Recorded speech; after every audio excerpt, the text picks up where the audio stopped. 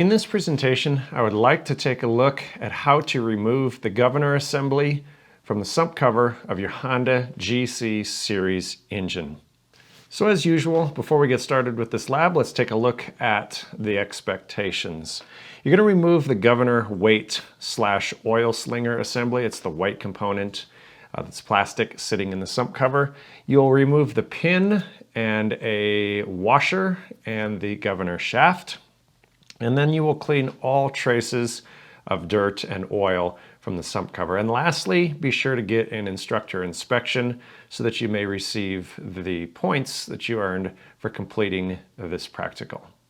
What we're going to do first is we're going to remove, and you can actually just do it with your fingers, but we're going to remove this little clip, which what it does is it secures the governor arm, or the paddle, if you will, in the engine. Never remove that with the engine assembled, because the governor assembly, the paddle, can actually fall down. See how I was able to remove that? It can actually fall inside of the engine, requiring complete disassembly to put it back in. So never remove that little pin or that little hairpin with the engine assembled. The next thing that we're going to take note of is that there's a little washer installed on the governor arm or the paddle, and we're simply going to go ahead and slip that clip back on where it once was. So there you go. That way nothing gets lost.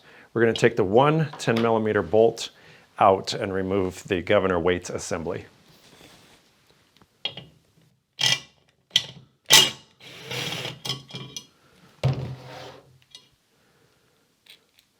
Again, that bolt is pretty much the same as all of the others. We're going to put this guy in our tote in a nice safe spot. We'll also remove the dipstick here at this time and then clean out all traces of oil and contamination from the sump cover. I'll provide you a solvent tank, solvent bath with some soap and water out in the shop. You'll need your safety glasses to use that. Be sure to get your instructor check when you're finished cleaning these parts.